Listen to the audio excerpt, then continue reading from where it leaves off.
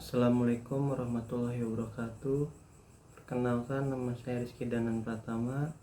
Di sini saya akan mempresentasikan UTS mata kuliah Manajemen Sumber Daya Manusia, yaitu tentang pengembangan sumber daya manusia.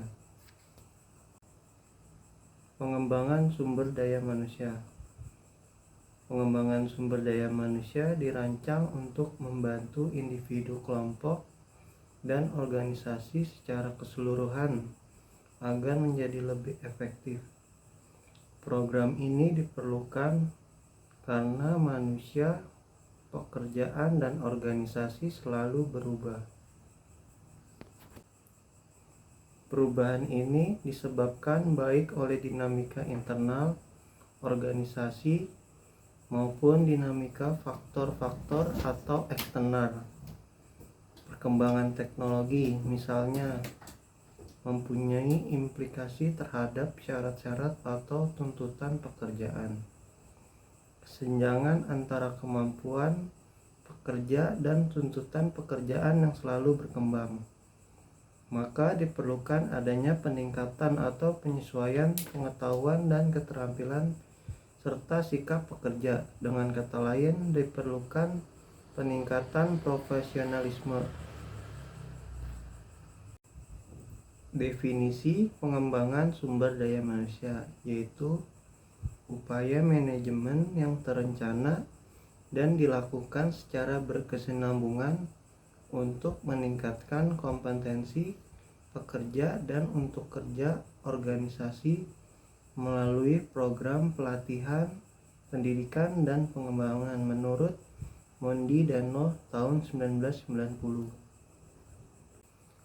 3 program organisasinya yaitu tadi 1 pelatihan training, yaitu meliputi aktivitas-aktivitas yang berfungsi meningkatkan untuk kerja seseorang dalam pekerjaan yang sedang dijalani atau yang terkait dengan pekerjaannya.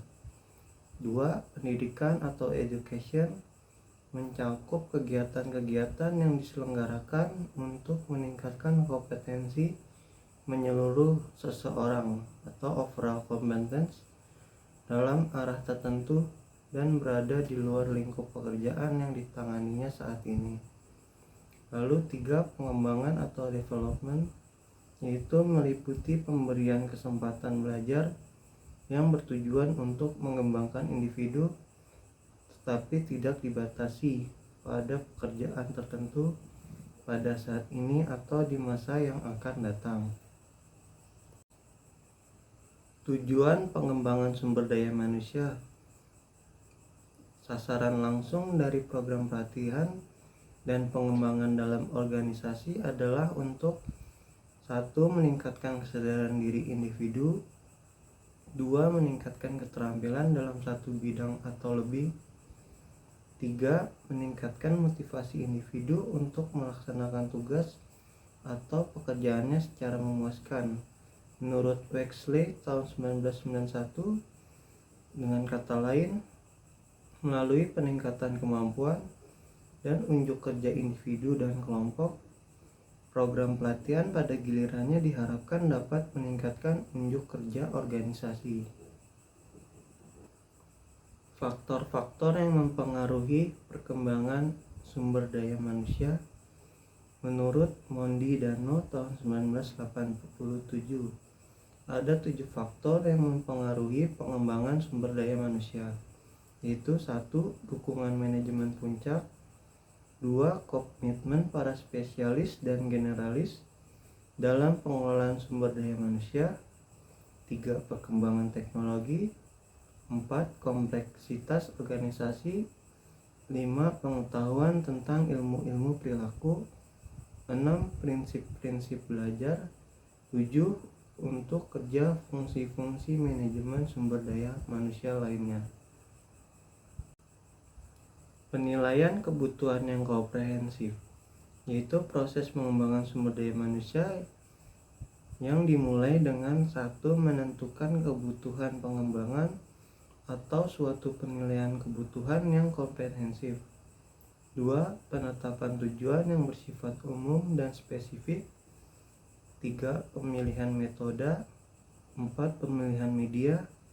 5. Implementasi program. 6. Evaluasi program. Untuk menentukan secara tepat kebutuhan pengembangan sumber daya manusia, diperlukan 3 jenis analisis, yaitu 1.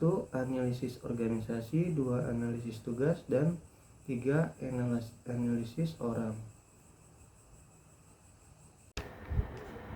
Rekrutmen dan seleksi.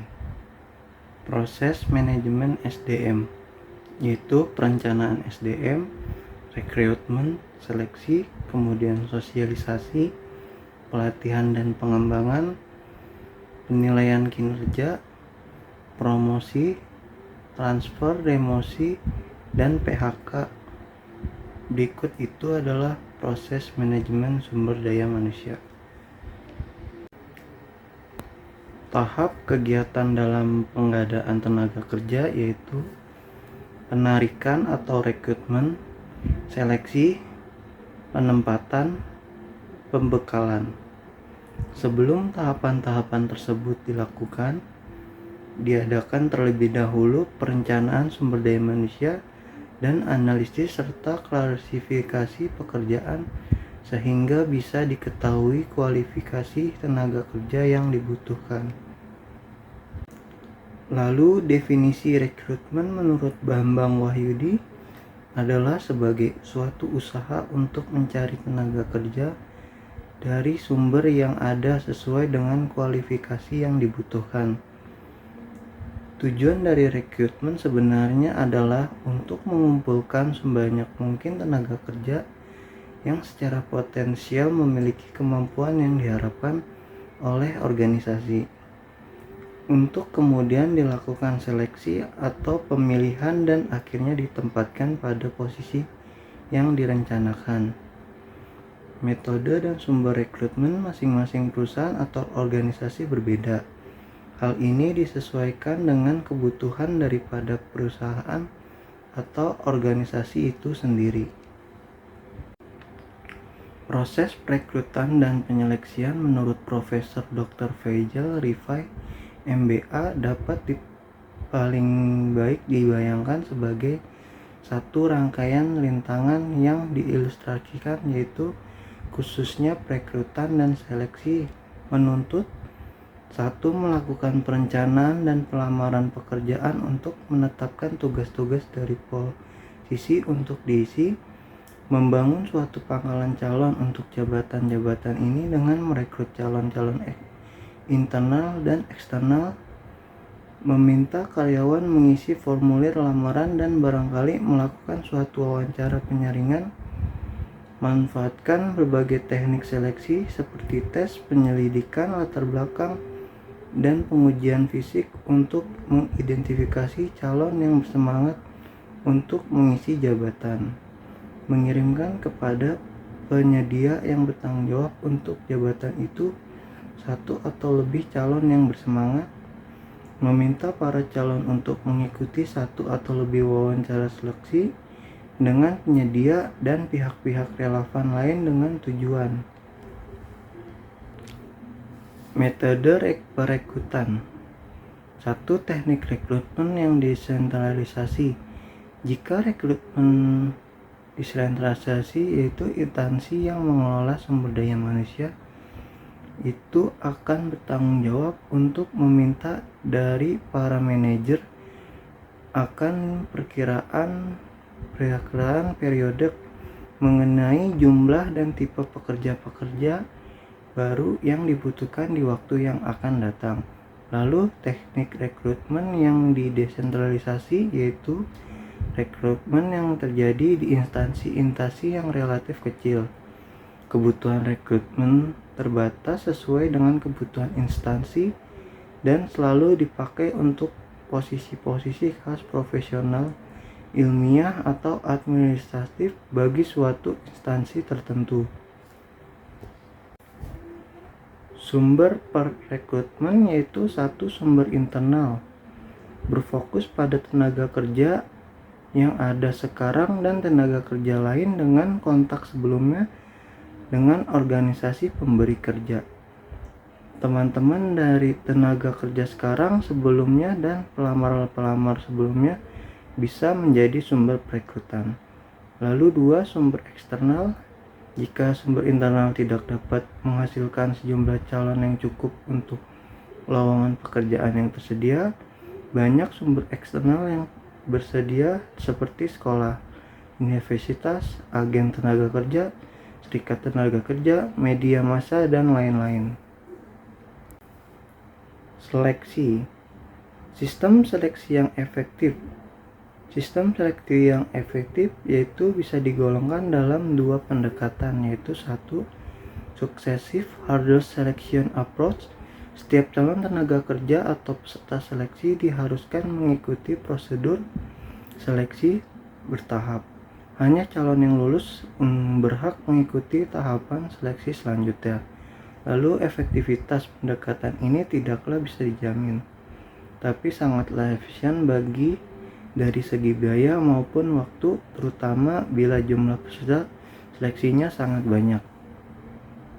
Lalu compensatory selection approach, yaitu satu, semua calon tenaga kerja yang melamar diberi kesempatan yang sama untuk mengikuti seluruh tahapan seleksi yang telah ditentukan. Penilaian untuk menentukan diterima atau tidaknya calon tenaga kerja didasarkan atas jumlah skor atau nilai keseluruhan yang dapat dikumpulkan oleh calon tenaga kerja yang bersangkutan.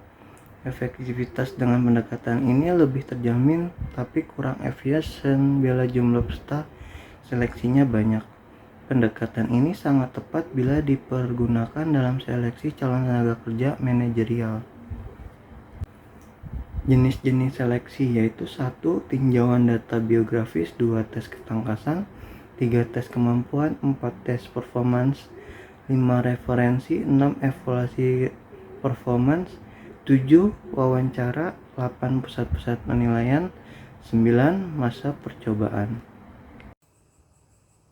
Itu saja yang bisa saya sampaikan. Kurang lebihnya mohon maaf. Wassalamualaikum warahmatullahi wabarakatuh.